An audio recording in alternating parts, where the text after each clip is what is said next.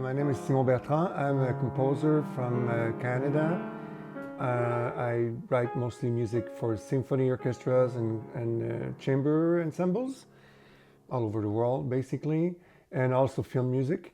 And I'm here right now at the beautiful Manship Residency to finish a special project to put into music poetry from the great American poet Sarah Teasdale. Sarah Teasdale was the first woman to win the Pulitzer Prize for poetry. She's a great American icon. She's a groundbreaking person. My project right now is to take her poetry and put it into music for an ensemble called Cantori Singers in New York, conducted by Mark Shapiro. I've taken some excerpts from a poetry book called Dark of the Moon. I took 3 poems. The relation between music and words is a very complicated one. As you know, if you're looking for a definition of a word, well, you can check a dictionary, and the dictionary will tell you the word shadow means this, right? But you don't have a dictionary for notes. There's no such thing as a dictionary for music notes. You can't, ask AI, what does B flat or C sharp mean? What does it express? Victor Hugo, the great French author Victor Hugo, said, music starts where words end, meaning that music expresses things that sometimes word cannot even express, in a better way, probably. Of course, then when you put words into music, using poetry is very different than using a libretto for an opera. Because when you write an opera, there's a storyline, right? There's a storyline and different scenes and something, a very clear, direct storyline. But if you work on poetry, then, well, it's a little bit different. There was something in the 16th and 15th and 16th century called Magicalism. So Magicalism is the art of taking a word and making it into music. Composers were trying to write notes in a way that would represent the word that's in the text, right? And but after that, in Romanticism, what composers were doing is they were just trying to express a general mood that they had. But Madrigalism is something very different, and it came back in the beginning of the 20th century, at the end of the 19th, with what we call Impressionism. Impressionism is, in music, it does exist, Of course, the better example of that is Claude Debussy. For example, the composer, French composer Debussy, who wrote La Mer, right, the sea, which is a big orchestral piece, where he actually tries to represent musically things from nature. So he's no longer just expressing a mood or how he's feeling, he's representing nature with music. So if he's talking about, you might hear, if you listen to that beautiful piece from Claude Debussy, La Mer, you might hear waves, you might hear storms, you might hear wind, and things like that.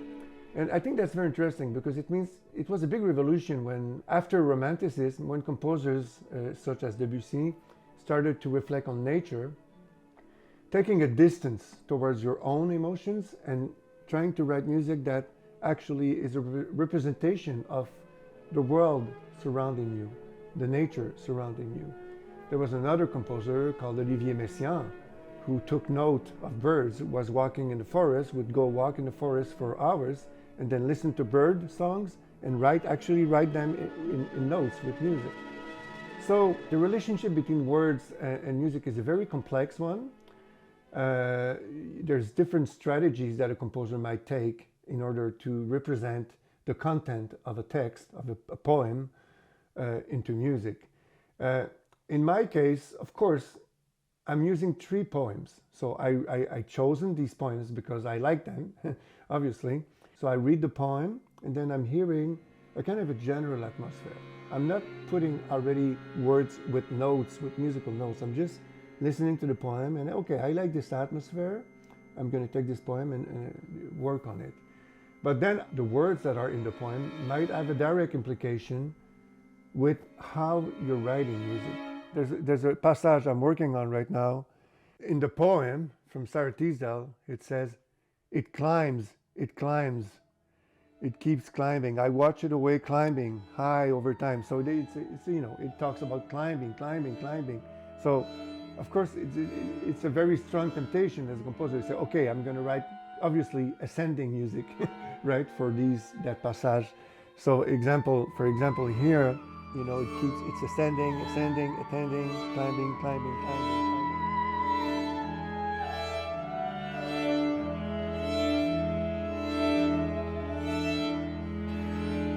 Now, what's also very interesting is that this piece is for 24 voices and theremin. Now, the theremin is a very special instrument. Some of you might know or not know it. Invented by Leon Theremin. I always call it the invisible instrument because when you play the piano, well, you have the keyboard. You can see the keyboard. The theremin is an instrument that you just play by putting your hand over an electric device and making notes, you know. And the more when you move your hand, it changes the note. The theremin has a very huge range of notes. The piano has a big range of notes, right? I mean, the lowest, right, pretty low, okay, and the highest note. But the theremin has even a bigger range than that. It does super, super low notes that sound almost like an helicopter, you know, sub-bass, what we call sub-bass in music. And it even goes higher than this high note on the piano here. It can go extremely high. So it's interesting because the theremin is basically an instrument with unlimited register. You know, it's the infinite.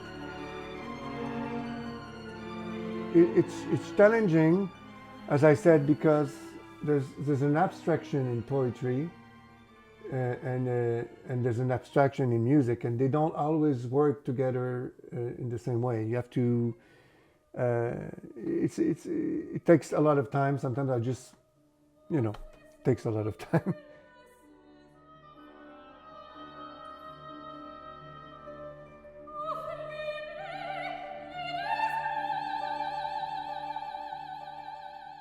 So next year, the festival I'm heading in Montreal, which is called Montreal New Music. It's became one of probably the biggest music festival of new music in Northern America. Next year, in 2027, the theme is Music of the Americas, plural. So we're going to do music from composers from the south of Patagonia in Argentina all the way to the North Pole, including American composers, of course. Why wouldn't we? And so that's going to be next year in February. That's the Montreal New Music Festival with the theme Music of the Americas. Then I do have a film that's on Amazon Prime right now. It's called Gloucester. You can't just aim high. You have to aim for the top. Otherwise, what's the point? Give me numbers. You want numbers? You're 34, and you had your shot 4 years ago. I need a little more time. But there's not enough hours in the day.